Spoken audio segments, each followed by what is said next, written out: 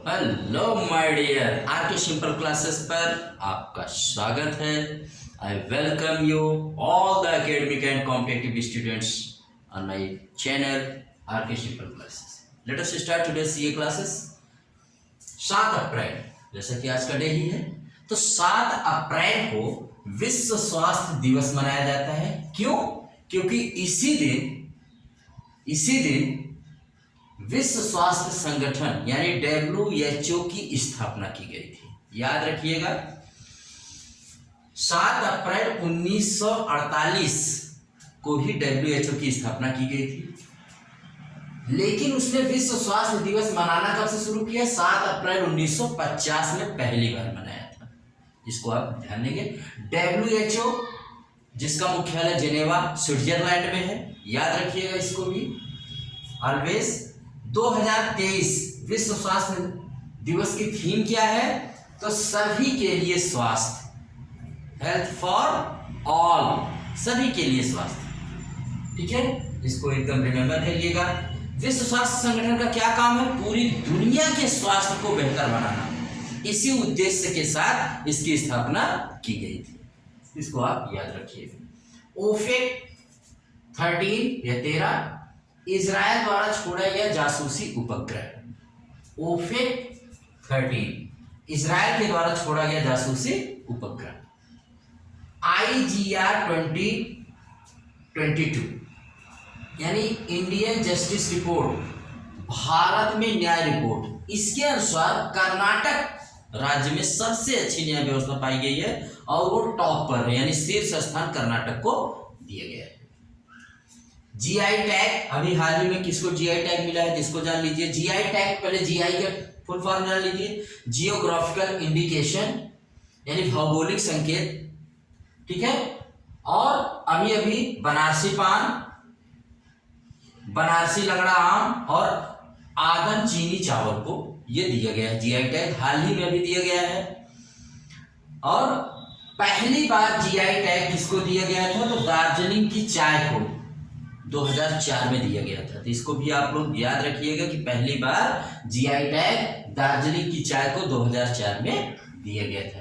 तो GI tag मिलने से क्या होता है भाई? GI टैग मिलने के बाद वो चीज जो होती है ना, जिस भी चीज को मिल जाता है उसके भौगोलिक स्थान को बताती है, उसकी कोई नकल नहीं कर सकता है, उसको कोई डुप्लीकेट नहीं बना सकता है, और वो चीज उसके लिए भारत सरकार पूरा प्रयास करती है कि ये चीज विश्व में एक टैग मिल जाता है ना, उसकी एक पहचान हो जाती है, पूरे विश्व में मशहूर हो जाती है और उसके डिमांड बढ़ जाती है और वो बहुत ही ज़्यादा फेमस हो जाती है। ऐसे हमारी आर्थिक उन्नति होती है, साथ में उस पॉपुलर जगह का भी नाम पूरी दुनिया में छा जाता है जिसके जहाँ पर वो चीज़ पाई जाती है।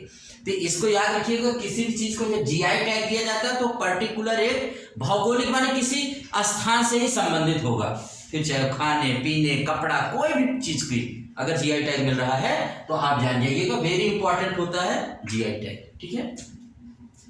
फिनो पेमेंट्स बैंक और राजस्थान रॉयल्स ने डिजिटल बैंकिंग में सहयोग करने के लिए, एक दूसरे को सहयोग करने के लिए पार्टनरशिप किया है, दोनों ने समझौता किया है। याद रखिए, फिनो पेमेंट्स बैंक और Rajasthan Royals. Bandipur national park जो कर्नाटक में है, याद रखिएगा, वेरी इंपॉर्टेंट है बादीपुर नेशनल पार्क। क्यों ये न्यूज में है? यहीं पर 1 अप्रैल 1973 में शुरू किया गया था प्रोजेक्ट टाइगर, मैंने टाइगर को बचाने की एक मुहिम थी हमारे देश में। तो 1 अप्रैल 1973 किसके द्वारा? उस समय की प्रधानमंत्री श्रीमती इंदिरा गांधी के द्वारा शुरू किया गया था, जिसने अभी टाइगर प्रोजेक्ट के 50 साल पूरे किए। भाई 2023 चल रहा है ना, तो 50 साल इसने पूरे किए हैं। तो इसको आप याद रखिएगा कि बांदीपुर नेशनल पार्क कहाँ है और टाइगर प्रोजेक्ट ने अभी कितने साल, और इसमें बड़ी उल्लेखनीय वृद्धि हुई है। आप जानते रहिएगा, हमारे यहाँ इस प्रोजेक्ट टाइगर प्रोजेक्ट की वजह से, इसी टाइगर प्रोजेक्ट की वजह से ना बहुत ज्यादा बाघों के संख्या में वृद्धि हुई और ये बहुत ही सफल परियोजना रही। इसी के आधार पर प्रोजेक्ट एलिफेंट भी चलाया गया बाद में। तो आप इसको जानते रहिएगा कि प्रोजेक्ट टाइगर के कितने साल पूरे हुए अभी? तो 50। आपको पता है कि भारत में इस समय कितने प्रोजेक्ट टाइगर रिजर्व है? तो 54 टाइगर रिजर्व इस समय भारत में है। ओके, वाइस एडमिरल एस जे सिंह, वाइस एडमिरल एस जे सिंह भारतीय नौसेना के उप प्रमुख नियुक्त हुए हैं। याद रखिएगा, वाइस एडमिरल एस जे सिंह भारतीय नौसेना के उप प्रमुख नियुक्त। किरण नादर, वेरी इंपॉर्टेंट, किरण नादर ये बहुत ही ज्यादा फिलान्थ्रोपिस्टिक माने उदारवादी महिला, बहुत दान वान देती हैं और कला संग्राहक हैं, कला वाला की चीजें, आर्ट गैलरी, आर्ट कलेक्टर हैं। इनको फ्रांस का सर्वोच्च नागरिक सम्मान दिया गया है और ये पत्नी है शिव नादर की, जो HCL कंपनी होती है, HCL टेक्नोलॉजी कंपनी, दिग्गज कंपनी है, उनकी ये पत्नी है। किसकी? शिव नादर की पत्नी किरण नादर। इनको फ्रांस का सर्वोच्च नागरिक सम्मान मिला है। उस सम्मान का मैं नाम पढ़ देता हूं। उस सम्मान का नाम है, देखो, सेवेलियर डी ला लेगियन डी होनूर, सेवेलियर डी ला लेगियन डी होनूर, भाई ये उसका नाम है। ये सर्वोच्च सम्मान कहाँ का है भाई? तो फ्रांस का है। और किसको मिला है? किरण नादर को। तो इनको जानते हैं। ट्विटर सब लोग जानते हैं, सोशल मीडिया की दिग्गज कंपनी, जिसको अभी कुछ समय पहले एलन मस्क ने खरीदा है।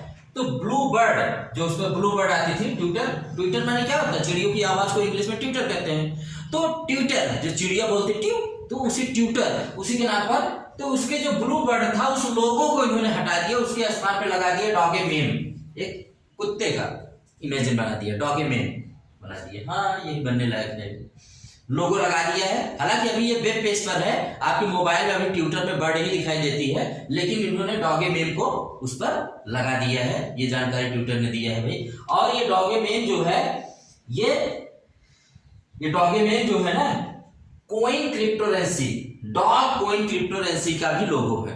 डॉग, जो डॉगे मेम है, वही कौन सी?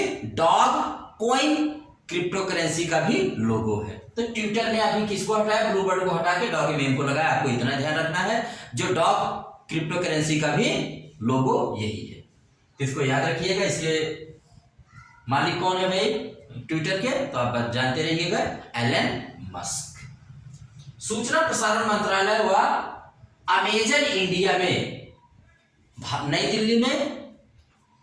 दिल्ली में रचनात्मक अर्थव्यवस्था को बढ़ावा देने के लिए, रचनात्मक अर्थव्यवस्था, ताकि हमारे रचनात्मक प्रतिभा और बढ़े भारत की, इसके लिए समझौता किया है, सहयोग समझौता पर साइन किया है सूचना प्रसारण मंत्रालय और अमेजन इंडिया ने। कहा किया? नई दिल्ली में किया। किसके लिए किया? रचनात्मक अर्थव्यवस्था को बढ़ावा देने के लिए।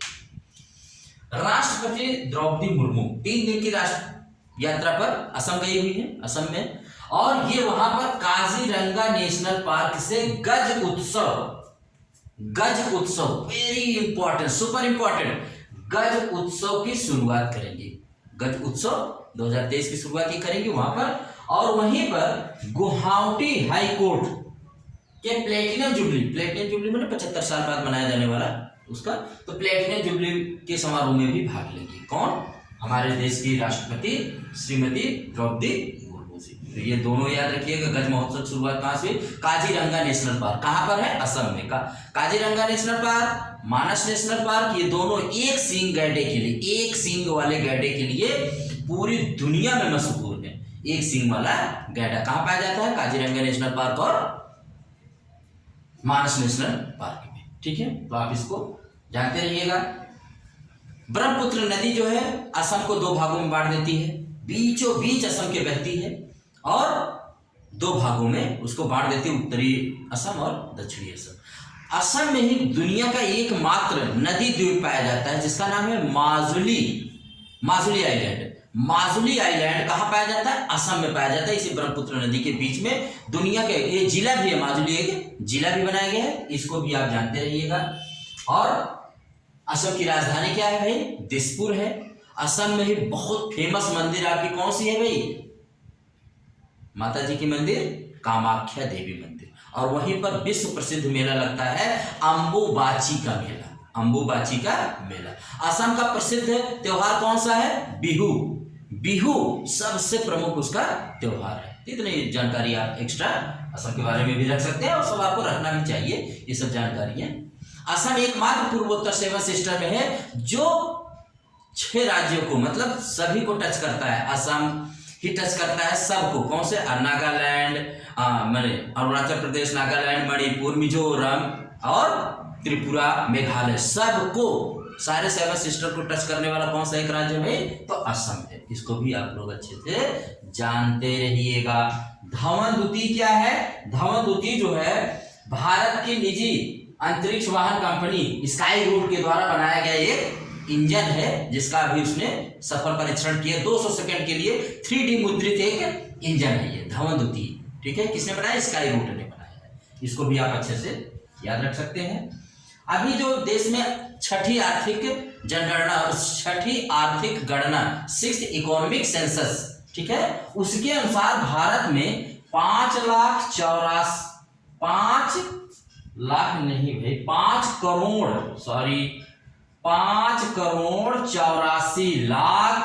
95,359 आर्थिक प्रतिष्ठान हमारे देश में सूचीबद्ध हैं। फिर से सुन लीजिए इसको।